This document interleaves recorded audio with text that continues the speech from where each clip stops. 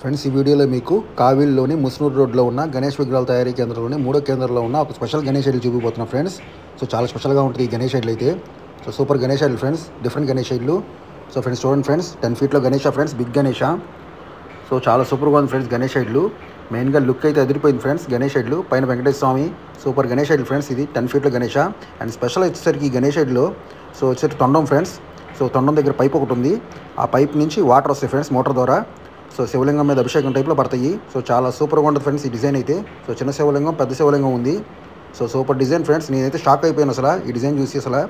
So కావిల్లో centre 3లో super design పెట్టారు friends ఈ సంవత్సరం.